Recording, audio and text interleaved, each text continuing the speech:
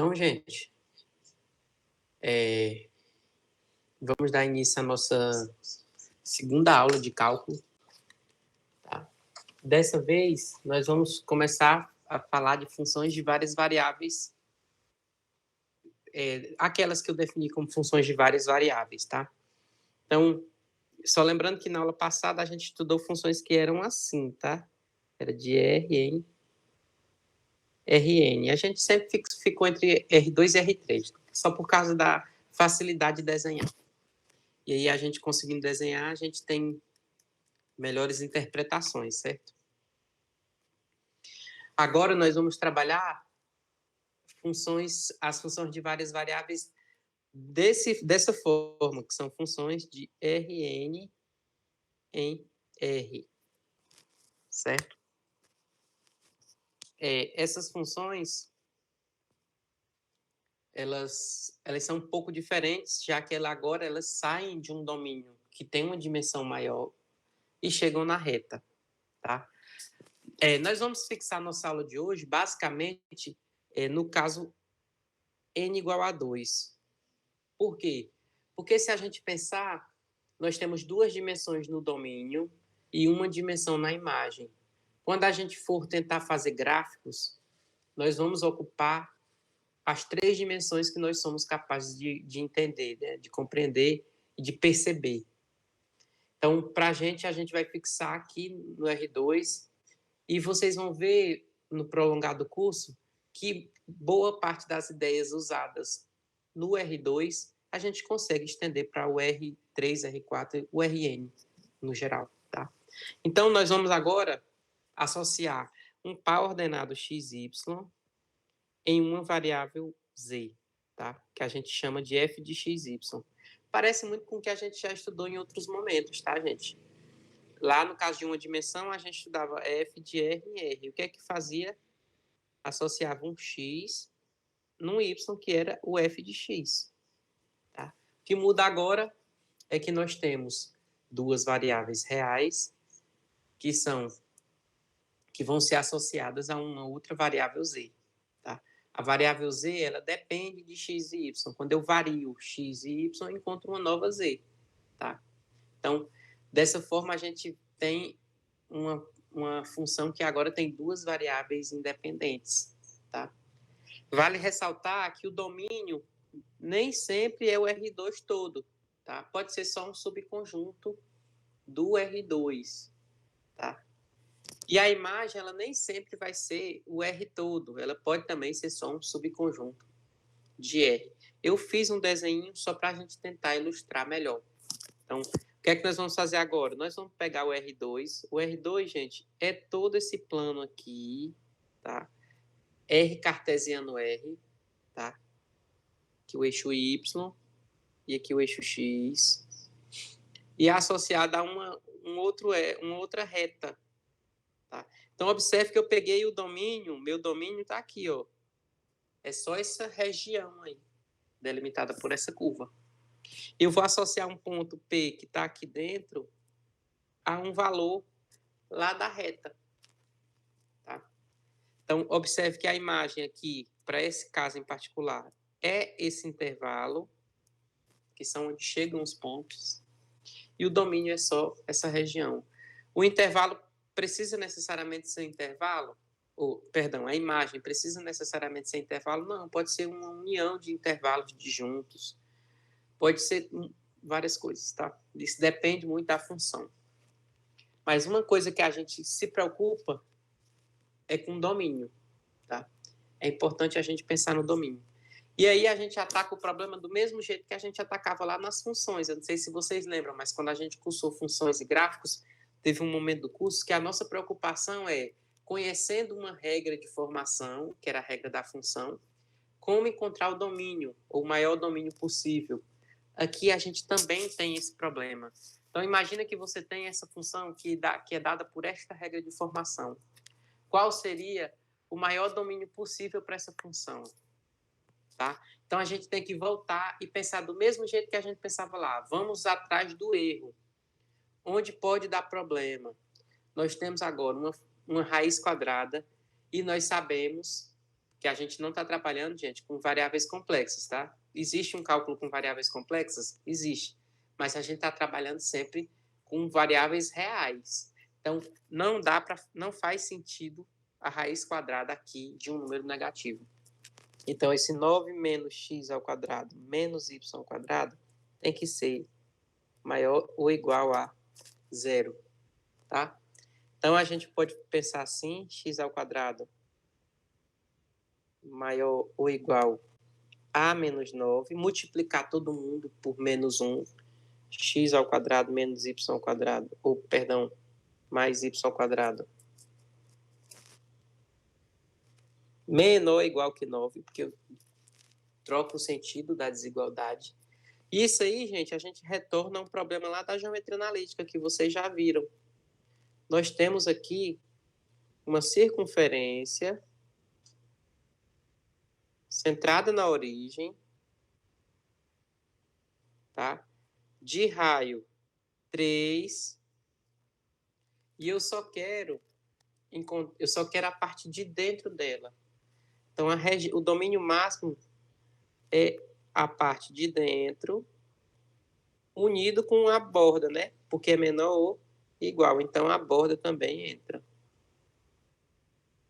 É tudo que está da borda para dentro. Então, olha que interessante. Se a gente fosse pensar onde é que essa função pode estar bem definida, é só nesse domínio, tá? Que é essa região circular. Do mesmo jeito, a gente poderia atacar esse problema. Eu só preciso que o x menos y seja maior do que zero. Ou seja, o x seja maior do que y. Ou, dependendo de como você gosta de olhar, o y tem que ser menor do que x. E aí, como é que a gente pensaria graficamente? Eu vou escrever aqui. Ou y menor do que x. Como é que a gente pensaria graficamente?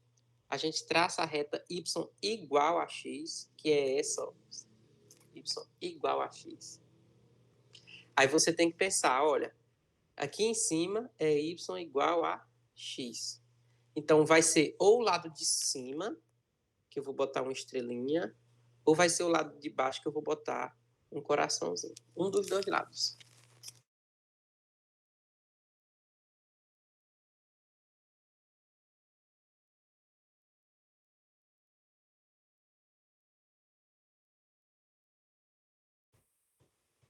Por que que é aqui embaixo? Tá? Pega, por exemplo, um ponto que está aqui. Bem aqui, ó. Marquei um ponto P. O y dele, gente, é bem pequenininho, ó.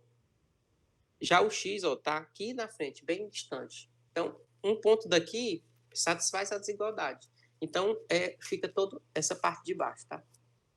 Se eu pegar um ponto que está aqui, eu vou mudar até a cor. Se eu pegar um ponto que está aqui, eu vou botar de laranja, marcar aqui, ó. Um ponto Q, o x dele é bem pequenininho e o y é bem grandão.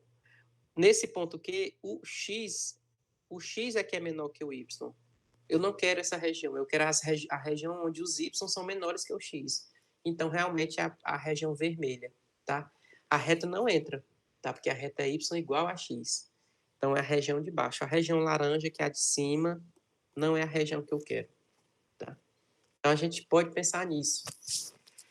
Outro problema, aqui, onde é que poderia dar problema? Onde é que poderia ter defeito? O único defeito numa fração, a única coisa de ruim que pode acontecer com ela é o denominador ser zero. Então, o denominador ser zero não satisfaz, a gente não quer. Então, eu não quero que y ao quadrado menos x ao quadrado seja zero. Ou seja, isso aqui tem que ser diferente de zero. Ou seja, o y tem que ser diferente do x ao quadrado. E aí, novamente, eu vou fazer um gráfico da equação y igual a x ao quadrado. Y igual a x ao quadrado é isso. Y igual a x ao quadrado. Não pode ser isso aí. Tem que ser diferente disso aí. Todos os outros pontos servem, só não servem esses aí. Então, vai ser toda a região que está aqui dentro e toda a região que está aqui fora. Só não serve essa reta, essa curva preta. Tá? Os eixos servem, só não serve essa curva y igual a x ao quadrado. Tá? Então, Pensar no domínio de uma função de várias variáveis é do mesmo jeito de pensar no domínio de uma função de uma variável só. Nós temos que procurar os pontos em que pode ter um problema na boa definição da função. Se a função tiver, a regra estiver bem definida, então ali sim é o domínio máximo que eu consigo anexar a minha função, tá? E aí alguém poderia me perguntar, professor, e como é que a gente vai trabalhar os gráficos dessa função? Porque os gráficos de uma função de uma variável era muito mais fácil. Se você pensar, olha, eu até fiz um aqui, né? Nessa que é y igual a x ao quadrado. F de x igual a x ao quadrado, perdão. A gente tinha só uma reta e a gente tinha... eu vou adicionar uma página aqui só para ficar melhor.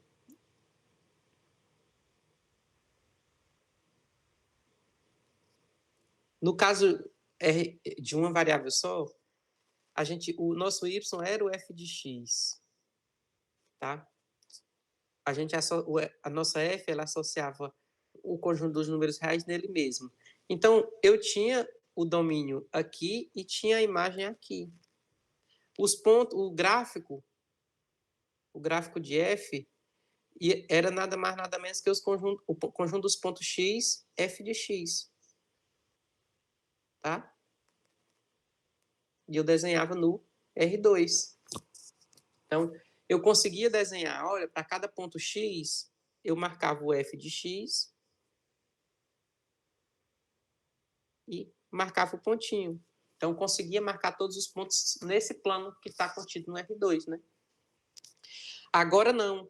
Agora nós temos o domínio. Observe que o domínio está aqui embaixo, no plano. Vou até desenhar meu domínio todinho, pintar. Olha, está aqui. Aqui está meu domínio. Eu vou associar os pontos dele, para cada ponto dele, eu vou associar uma altura. As alturas estão no eixo Z. Então, por exemplo, se eu pego um ponto que está aqui, que eu vou até fazer de outra cor, sei lá, de verde. Se eu pegar um ponto aqui, XY, eu vou ter que levantar ele para uma altura, porque vai ser exatamente a imagem dele.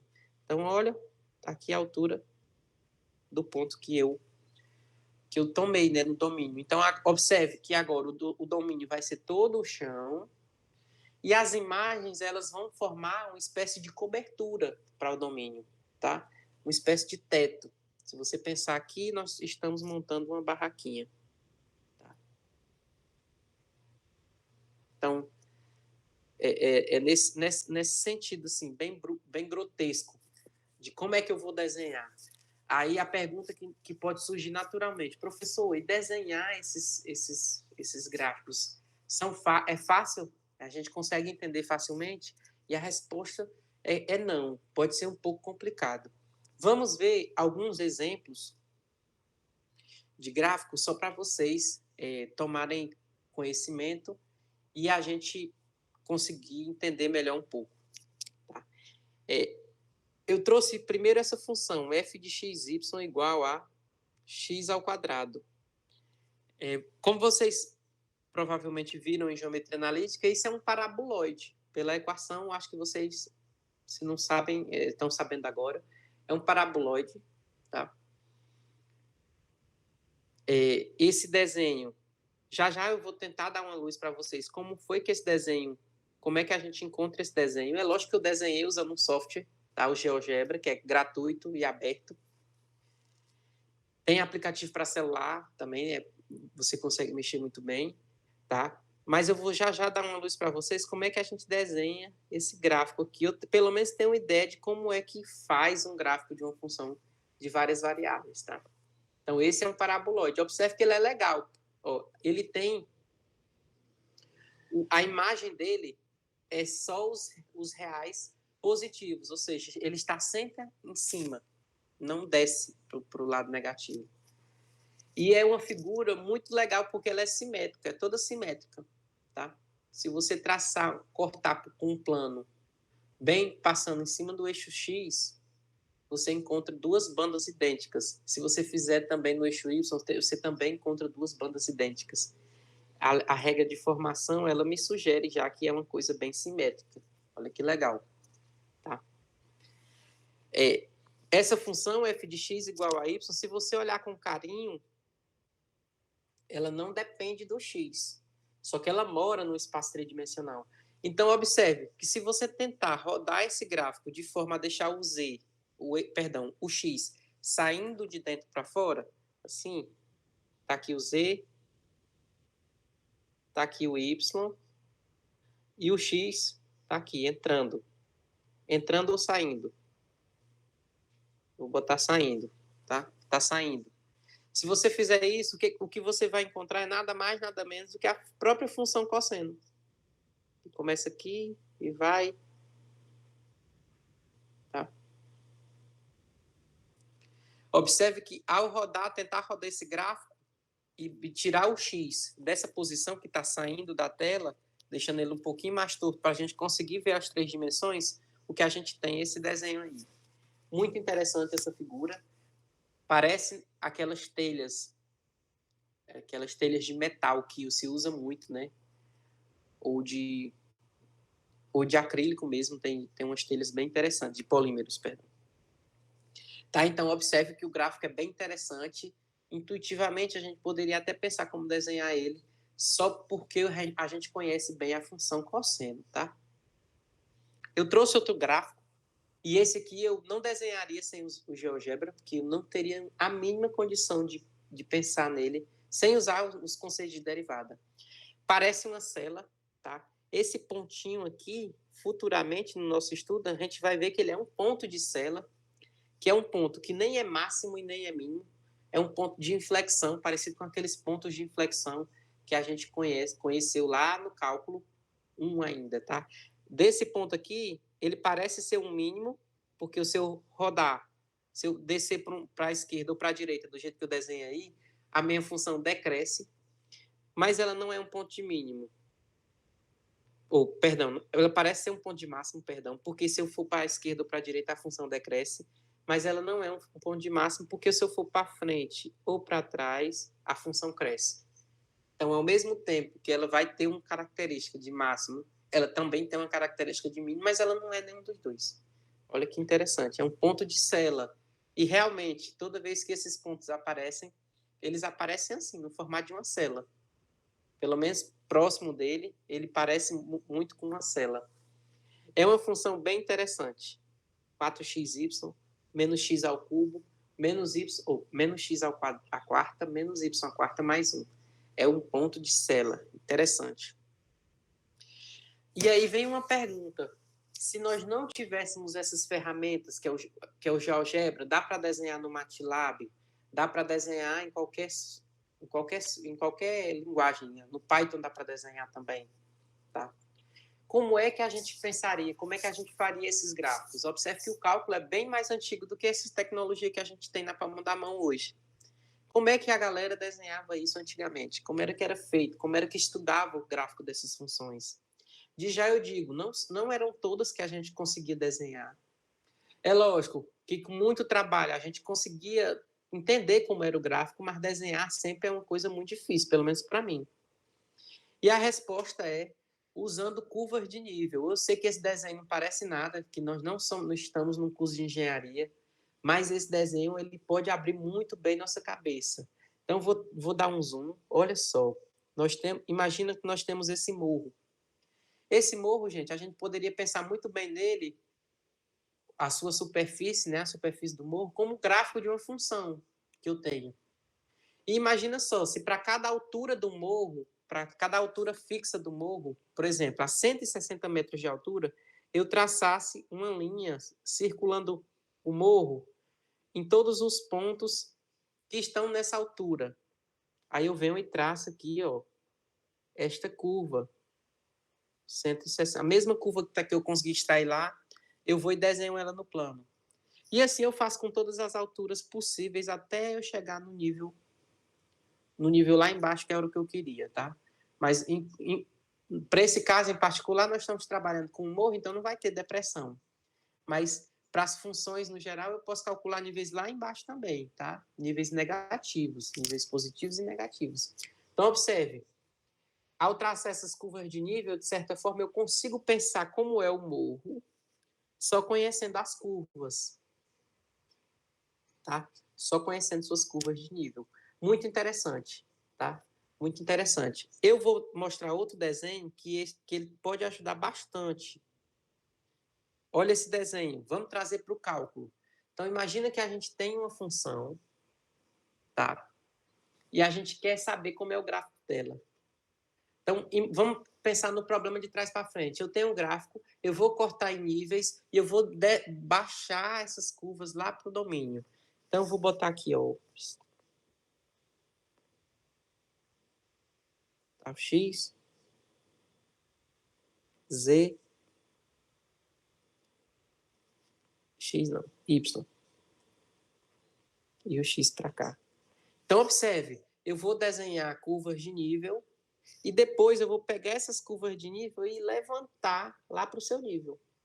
Quando eu levantar todas essas curvas para seus respectivos níveis, eu consigo ter mais ou menos, gente, uma ideia de como é essa função. Eu até brinco com os meus alunos. Olha, você levantou as curvas de níveis, joga um lençol em cima dessas curvas que estão flutuando. Quando você jogar um lençol, o que o lençol vai formar é exatamente a curva de nível. Tá? Então, é muito interessante, mas pode ser muito difícil. Tá? Então, como proceder? A pergunta é, como é que eu vou fazer, então, já que pode ser muito difícil, para encontrar essas curvas de nível? Nós vamos fazer o seguinte, nós vamos desenhar alguns níveis da função que a gente vai escolher. Então, a gente escolhe, sei lá, 5, 6, pode ser muito trabalhoso, então a gente escolhe só uns 4, 5 níveis, e a gente faz todas as curvas de nível. E depois a gente tenta pegar essa curva e levantar ela. Ela está no plano, né? Tenta levantar ela à altura que é o seu nível. Então, para o nível K1, por exemplo, eu elevo aquela curva que eu encontrei para a altura K1. E assim eu vou fazer com todos os níveis. Eu vou voltar lá nos desenhos, só para vocês tentarem entender mais ou menos o que é que eu estou falando. Essa curva, por exemplo, se eu tentasse desenhar as curvas de nível dela, eu vou pegar aqui. Imagina que eu vou cortar com planos paralelos. Aqui o primeiro, cortei nessa altura. Essa altura aqui eu vou chamar de Z1, altura Z1. Vou cortar aqui em outra altura.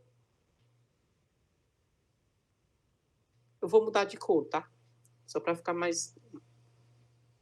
Deixa eu ajeitar esse Z1 que ficou muito feio, que é a altura Z1. Vou usar a cor verde claro para a altura Z2. Aqui está a altura Z2. Então, vou tentar desenhar aqui logo o Z2. Vou voltar aqui para desenhar o Z1, que era maior. Estou baixando as curvas de nível, certo? Então, imagina, fixei uma altura 3 agora. Fixei essa altura. Eu desenho a curva de nível, ela está lá embaixo. Tá? Na altura 0, a gente tem só o ponto. Tá? Porque para esse exemplo em particular. Então, veja só, eu estou olhando o problema de trás para frente. Eu estou pegando as curvas lá de cima e jogando lá embaixo. Mas eu poderia fazer as curvas primeiro, fixando os níveis, e depois eu levantava ela para a sua respectiva altura. Então, é assim que a gente vai proceder. Esse problema que eu desenhei, que eu usei aqui, é bem fácil. Então, a gente vai fazer um exemplo também que é fácil para vocês entenderem. Esse exemplo aqui, gente, é quase impossível de fazer, porque se você fixar um nível, você vai ver que o gráfico vai ser difícil demais de desenhar ainda. Então, é muito difícil sem o uso de uma ferramenta realmente como o GeoGebra. O que a gente pode fazer, gente, é marcar um encontro para eu tentar ensinar vocês a usar o GeoGebra, pelo menos o básico, para fazer esses gráficos, tá?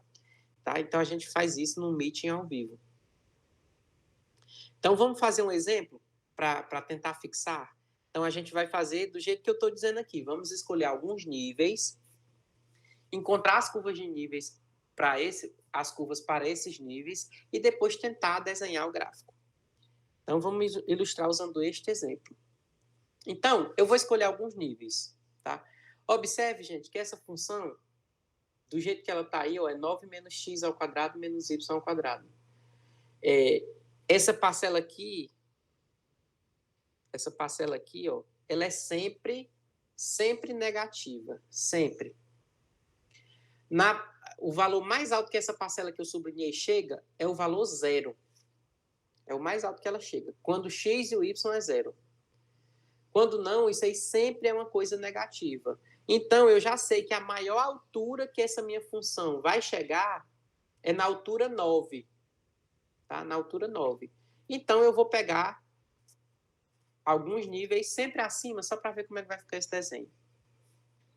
É mais fácil para mim desenhar, tá? Então, eu vou pegar o primeiro nível, que eu vou chamar de Z1, 9. Tá? Vou pegar esse nível 9. Então, para o Z1 igual a 9, eu vou substituir no lugar da F. O que é que eu vou fazer? Eu vou fazer a F, tomar esse nível. O nível 9. Mas quem é a F? É 9 menos x ao quadrado menos y ao quadrado igual a 9. Tá? Ou seja, x ao quadrado mais y ao quadrado é igual a 0. Porque o 9 corta com 9, ficou menos x ao quadrado menos y ao quadrado igual a 0, ou seja, x ao quadrado mais y ao quadrado igual a 0. Quando é que isso acontece? É uma curva degenerada. É só o ponto x, x0 e y igual a 0. Tá? Então, eu vou começar a desenhar aqui. Tá? A curva Z1, eu vou botar, opa, sem spoiler, eu vou adicionar uma página aqui, ações da página, inserir página, botar um quadriculado para ver se me ajuda. Então, vamos tentar começar a desenhar. Vou botar aqui.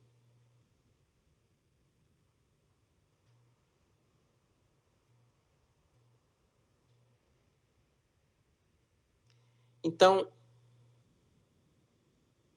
nós vamos desenhar a curva aqui no eixo YX, ó, aqui embaixo. Não vou olhar para o Z ainda. Essa curva Z1 é a curva degenerada, que é só um ponto. Então, vou botar aqui só o próprio ponto. Tá? Que aqui é no nível Z1. Vamos voltar e tentar fazer um outro nível. Fazer o Z2. Que nível a gente vai escolher? Ó, por o andar da carruagem, o que é que eu vou fazer? Já que eu escolhi o nível 9, agora eu vou escolher outro nível que quando eu fizer a diferença do nível por o que a função vai dar, seja um quadrado perfeito, só para apelar, tá? Então, eu vou escolher, por exemplo, o nível 5. No nível 5, o que é que eu vou ter? Vou ter 9 menos x ao quadrado menos y ao quadrado igual a 5. Quando eu passar o 9 para lá, vai negativo. Então, vai ficar menos x ao quadrado menos y ao quadrado igual a menos 4. Ou seja, x ao quadrado menos mais y ao quadrado igual a 2 ao quadrado. Eu vou achar agora uma circunferência de raio 2. Então, no nível 5, uma circunferência de raio 2. Eu vou fazer de outra cor, roxinho. Aqui é o... Deixa eu botar aqui no vermelho. Essa aqui é Z1. Agora eu vou fazer a Z2. Raio 2. Aqui o Z2. Vamos para mais um nível, Z3. Então, observe, do jeito que eu estou fazendo, eu quero que a diferença seja um quadrado perfeito. Eu já tenho 5 quando eu tirei de 9, ficou 4, é um quadrado perfeito. Quais são os quadrados perfeitos que eu tenho abaixo de 9? Tem o 9, nós temos o 4 e nós temos agora o 1, né? Então, vou escolher o Z3 igual a 8. Se eu escolher o Z3 igual a 8, como é que nós vamos ficar? Nós ficamos com 9 menos x ao quadrado menos y ao quadrado igual a 8. Então, a gente fica com menos x ao quadrado menos y ao quadrado igual a menos 1. Ou seja, então no Z3, gente, nós já vamos ter aqui uma circunferência de raio 1.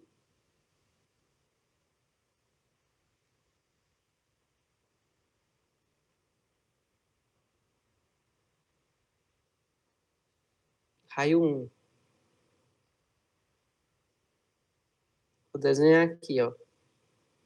Que é o meu Z3, tá? Então, olha que coisa, né? Não queria apagar esse. Vou tentar apagar só o... Deixa esse risco verde aí, que eu não consigo. Então, vamos só pensar aqui como é que a gente... Ao vivo é assim. Como é que... Vamos desenhar os níveis, ó. Eu tenho um nível 9, 5 e 8. Tá? Já tenho 3 níveis. Vou desenhar mais um nível. O nível... Vamos escolher agora... Deixa eu ver. Um que vai encaixar. Mesmo que não encaixe. Vamos lá. Vamos escolher o nível Z igual a... Sei lá... menos 5. Um nível negativo. Tá? Então, quem é o f de x, y? Vou chamar de Z4, né? Já temos 3. É 9 menos x ao quadrado menos y ao quadrado igual a menos 5. Tá? Então, a gente fica com menos x ao quadrado menos y ao quadrado é igual a menos 14. Tá? Olha, gente, menos 14 eu não consigo tirar a raiz. Então, eu vou trocar. Eu vou trocar por 7. Porque se eu botar menos 7, nosso nível vai ficar... Aqui vai ficar menos 16 e aqui vai ficar x ao quadrado menos y ao quadrado igual a... x ao quadrado mais y ao quadrado, perdão, igual a 16, positivo. 16 eu sei tirar a raiz, é uma circunferência de raio 4. Então, eu vou pegar aqui nesse nível que eu vou usar a cor laranja, uma circunferência de raio 4. Tá? Aqui é o nosso Z4. Tá? Então, agora nós vamos ter que tentar estabelecer, fazer nosso gráfico. Tá? Então, para fazer esse gráfico, gente, aí eu fiz só os níveis. Observe que aqui tinha que pontilhar, tá? Então, eu faço assim, ó. Agora eu tenho que botar todo mundo nas suas respectivas alturas. Então, vamos olhar as alturas. Está bagunçado, não está na ordem as alturas, tá? A altura maior é a altura da Z1. A Z1, só o pontinho. Então, eu vou botar ela aqui na altura 9. Então, deixa eu escolher aqui o ponto Z1. Z1 é só o pontinho e está aqui na altura 9. 9. Depois, qual foi o maior nível que eu peguei? Foi o Z3, que é o nível 8. Então, na altura 8, eu tenho que desenhar o Z3. O Z3 é o que está de verde. Tá? Então, vou desenhar aqui de verde também. Na altura 8, eu vou levantar aquela curva. Ó, tá aqui. Levantei a curva verde. Depois do 8, o nível maior que eu peguei foi o 5. É o Z2. Eu vou desenhar agora o Z2 lá na altura 5. O Z2 está de roxo. Então, vou marcar aqui a altura 5. Digamos que esteja aqui, mais ou menos. Eu vou desenhar essa circunferência aqui.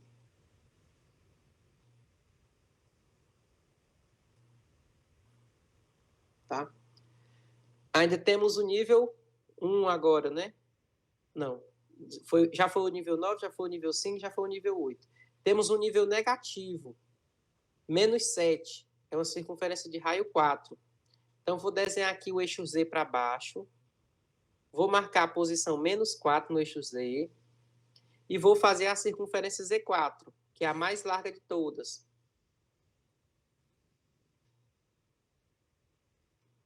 Então, olha o gráfico aqui como é que ficou.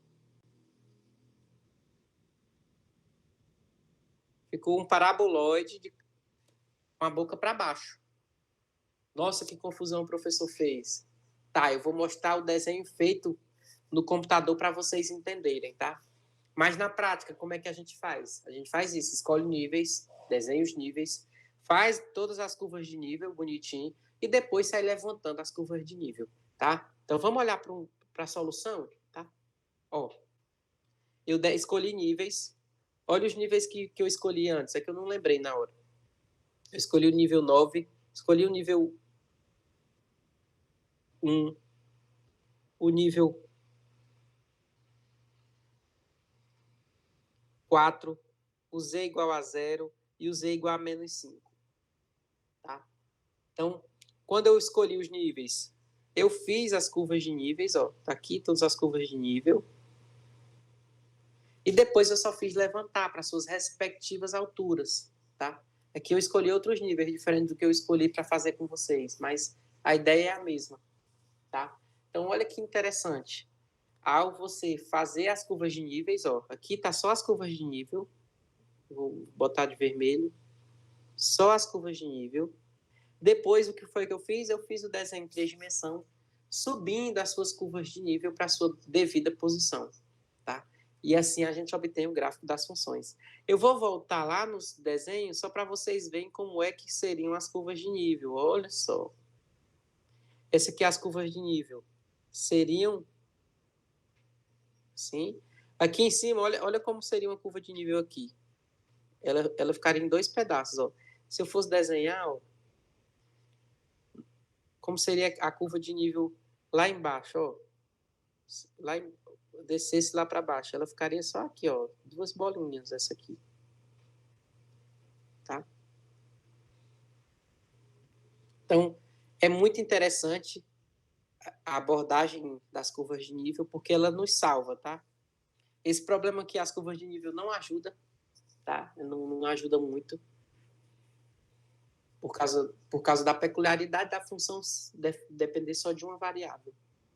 Mas, na prática, as curvas de nível, elas são, sim, uma mão na roda, e elas são usadas há bastante tempo já, tá? Então, essa primeira aula é uma abordagem realmente só das funções. A gente não vai trazer ferramentas de cálculo hoje, mas na próxima aula a gente vai começar. Na próxima aula nós vamos falar do limite de funções de várias variáveis e da derivada, o que seria a derivada, tá? Então, por hoje é só. Eu espero que vocês tenham entendido e a gente pode combinar um meeting para tentar aprender a usar a ferramenta do GeoGebra, que ela é muito interessante para a gente entender as funções de várias variáveis. Então, a gente fica por aqui e até a próxima.